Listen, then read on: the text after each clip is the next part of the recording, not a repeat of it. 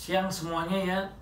Karena banyaknya permintaan dari para nasabah, khususnya klien-klien saya ya, untuk masalah dugaan ya, dugaan penggelapan ya, dan juga cuci uang ya, dugaan TPPU yang telah dilakukan ya beberapa petinggi dari Wana Arta yang sekarang juga sudah ditetapkan sebagai tersangka ya di Mabes Polri. Maka saya akan sampaikan bagaimana sebaiknya kita menyikapi hal ini ya. Khususnya saya menghimbau kepada para klien saya ya. Jadi di sini jelas menurut saya kita para nasabah tetap harus bersatu ya untuk mengawal berjalannya proses ini sampai dengan dikembalikannya dana nasabah. Karena untuk penetapan tersangka saja menurut saya ini masih belum cukup ya. Karena dari 7 orang tersangka yang ditetapkan ya, di sini saya masih melihat seharusnya masih bisa dikembangkan. Saya masih melihat adanya beberapa hal yang saya meminta dan memohon kepada aparat kepolisian tentunya untuk mencari juga terduga ya, yang diduga turut serta atau terlibat dalam pasal 5556-nya. Ya, karena begini, kalau ada dugaan cuci uang, kalau owner Wana Arta dikatakanlah misalnya sudah jadi tersangka, kemudian kita juga perlu periksa aliran dananya ya, aliran dananya kemana. Karena saya ambil contoh di kasus Indra Kents, di mana Vanessa Kong aja itu bisa juga ikut jadi tersangka. Nah, bagaimana dengan anak dan istrinya daripada para pemilik atau owner-owner dari para tersangka ini? Perlu dikaji juga kalau mereka terima aliran dana, apalagi ada pasal TPPU-nya atau cuci uang di situ. Misalnya di situ melanggar di pasal 3 atau pasal 5-nya ya dari Undang-Undang TPPU. Ya, kemudian misalnya di sini kita juga bisa lihat juga ya dari dugaan-dugaan tersebut ada aliran dana yang mengalir mau ke saudara, teman, teteh ya, kemudian keluarga, anak, istri dan sebagainya, itu perlu diusut. Ya, nah disinilah saya harapkan ada pengembangan perkara juga, tidak hanya berhenti daripada si owner. Kemudian kami juga mohon untuk dilakukan penelusuran juga dan dikembangkan mengenai auditor.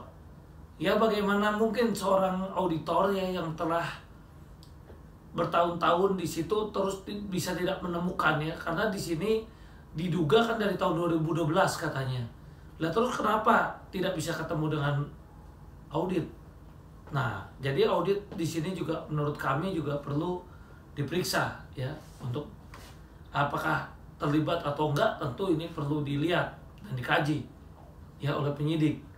Kemudian kami juga minta untuk dilakukan penelusuran terhadap pejabat-pejabat OJK karena ada dugaan diskriminasi ya. Karena begini, sanksi saja ini kita bisa lihat ada sanksi-sanksi yang berbeda kita bandingkan dengan PKPU yang PKU ya, pembatasan kegiatan usaha terhadap asuransi jiwa Kresna itu di PKU seluruhnya, padahal dia masih bayar sampai sekitar kurang lebih antara 1,3 sampai 1,4 triliun, tapi dia di PKU seluruhnya. Sementara Wana Arta yang sudah sampai minusnya sampai sekitar 2000-an ya, itu bisa cuma PKU sebagian, masih bisa jualan. Berarti ada dugaan diskriminasi. Kemudian fungsi pengawasan, kok dari 2012 bisa tidak ditemukan ya? Itu ada apa? Ya, di sini fungsi pengawasannya bagaimana? Ya, kalau enggak kan seharusnya sudah dari awal sudah ada sanksi-sanksi sehingga tidak terlalu banyak lagi korban kalau memang diduga dimulai dari 2012 ya adanya dana-dana yang mencurigakan, dalam artian diduga digelapkan atau juga tentu ada dugaan tindak pidana di bidang pencucian uang bahkan. Nah, disinilah yang saya minta satu kejelian. Nah, tapi di sini kita juga harus hati-hati, jangan sampai terjadi ya ada dugaan-dugaan nanti ada jebakan-jebakan Batman. Saya ambil contoh begini, kita para nasabah sudah lapor pidana, kemudian nanti diselesaikan, misalnya akan diterbitkan polis baru, dibuatlah surat kesepakatan ya. Surat kesepakatan ini nanti keluar, kita nasabah diminta untuk mengisi form. Misalnya ya sudahlah, kita sepakat ya, jadi yang istilahnya uang kita itu nyangkut misalnya 3 miliar di Wana Arta nih.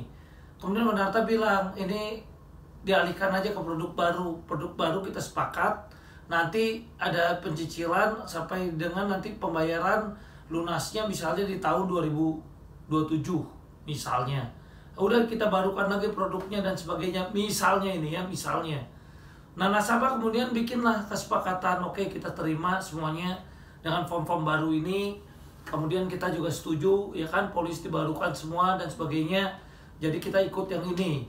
Nah, kemudian di situ ada kata-kata lagi ya dengan dibayar 25 juta tidak akan melakukan tuntutan hukum apapun baik pidana maupun perdata misalnya. Nah, dengan adanya kata-kata seperti itu, artinya kita nanti dia bisa bilang selesailah dengan restoratif justice atau RJ katanya. Ini nasabah udah nerima semua bahwa ini udah jadi, kita udah sepakat ini selesai secara musyawarah mufakat, selesai secara keperdataan, maka ini selesai, semua nasabah udah terima, nggak ada kerugian lagi nih. Kenapa? Setuju kok ini diganti semua gitu, kasih produk baru dan sebagainya, itu nanti juga selesai dan mereka pada nerima semua. Dibayarnya nanti lunas-lunasnya kita kasih waktu lagi kok untuk bayar sampai selesai di tahun 2027 misalnya. Kemudian ditambah lagi ada kata-kata lagi dengan telah menerimanya, kemudian dibayar lagi nih cicil nih buat pemancing pemanis nih, kasih misalnya entah itu 20 juta 25 juta, tapi setelah menerima 25 juta itu polis asli diminta ya, kemudian di situ ditulis dengan telah menerima pembayaran pertama ini maka kami tidak akan melakukan tuntutan hukum apapun baik pidana maupun perdata. Nah, selesailah ya. Nah, nanti ini bisa dipakai untuk mematahkan upaya pidana. Nah, inilah yang saya minta, jangan sampai para nasabah terkena dugaan ada jebakan-jebakan Batman yang akan digunakan seperti itu. Jadi konsultasikanlah sebelum mengisi form-form itu kepada kuasa-kuasa hukum yang lain-lain ya. Jadi kalau dia memang mau kasih kebijakan, mau kasih apa, itu mesti jelas ya.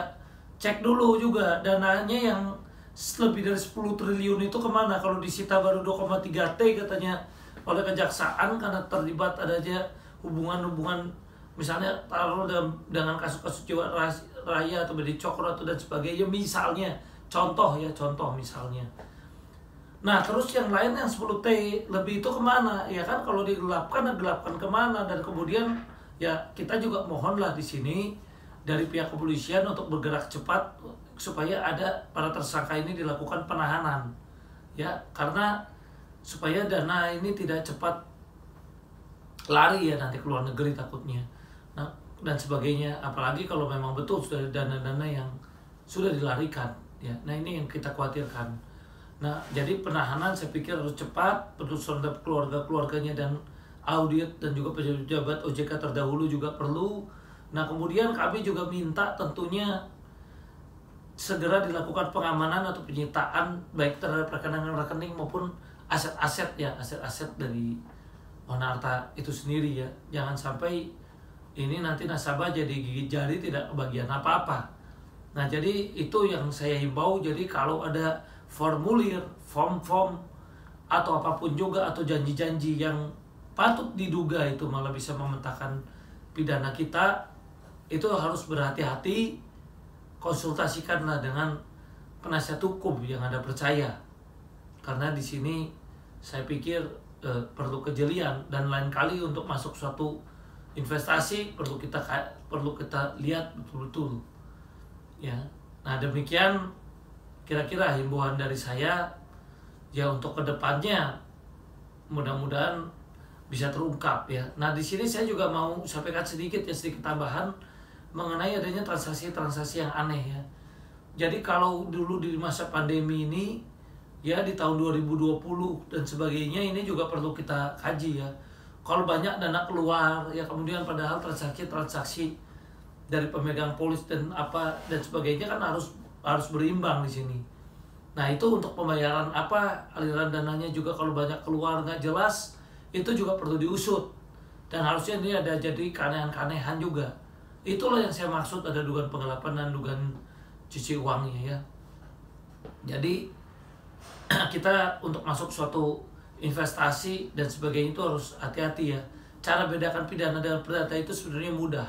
Kita contohnya investasi di suatu perusahaan tekstil, kita simpan uang kita, benar kerja beli perusahaan tekstil itu untuk investasi di bidang tekstil, dan memang kita percaya kena pandemi, dia gagal bayar, pilot dia, itu adalah perdata ya, karena dia tidak gelapkan. Tapi sekarang kita masuk asuransi, tiba-tiba tanpa sebab dananya masuk ke rekening-rekening owner ya, yang nggak jelas ya, tidak digunakan sesuai peruntukannya. Dana yang harusnya misalnya digunakan, misalnya kita investasi ada untuk asuransi jiwa, ada yang untuk asuransi untuk investasi unit link, ada yang sebagainya, tapi ternyata alokasinya tidak sesuai ya, malah dipakai untuk main saham, masuk lagi ke perusahaan-perusahaan lainnya. Itu ada dugaan-dugaan cuci uang. Makanya di Wana Arta ini juga, selain Wana Arta, kita juga perlu cek dengan PT-PT lain. Misalnya ada kalau ada yang disebut PT Faden atau PT apa atau PT X, PT Y yang menerima aliran-aliran dana daripada dana-dana tersebut, patut ditelusuri dan patut diduga juga ya kan, itu dana nasabah, perlu dilakukan penyitaan juga. Dan yang terlibat di situ tinggi-tingginya tentu juga bisa kena pasal 55 turut serta ya. Demikian menurut saya. Dan jadi saya pikir kita harus bersatu. Marilah kita lapor rame-rame ke Bareskrim, rame-rame ke Polda-Polda, diberitakan di media-media di tiap daerah, supaya terjadi kontrol yang kuat sehingga tidak bisa lolos ya, baik di tingkat kepolisian, kejaksaan sampai pengadilan ya. Karena ini perjalanan masih panjang. Jangan sampai seperti kasus Indosurya, ada tersangka sampai tahunan ya, kemudian aset yang disita juga cuma 2,1 T, padahal yang diduga digelapkan atau dugaan cuci uang juga sampai 15 T. Nah itu jangan sampai di Wana Arta kita mengalami seperti ini ya. Nah itu yang saya pikir kita harus kontrol. Jangan juga sampai lahir ada petunjuk yang juga membahayakan kita, misalnya di seluruh nasabah harus diperiksa, itu juga bahaya. Makanya itulah yang saya anjurkan, kita lapor Bareskrim, lapor di seluruh Polda seluruh Indonesia, sehingga kontrolnya akan berjalan dengan baik ya. Sekali lagi, untuk tanda tangan apapun kita harus kaji sama-sama, mau form, mau perjanjian, mau kesepakatan, hati-hati ya. Jangan sampai upaya-upaya yang sudah dilakukan malah jadi terhambat karena ketidaktahuan kita sendiri. Demikian kiranya dari saya, apabila ada kesalahan dari baik kata maupun tindakan, saya mohon maaf. Salam sehat, terima kasih.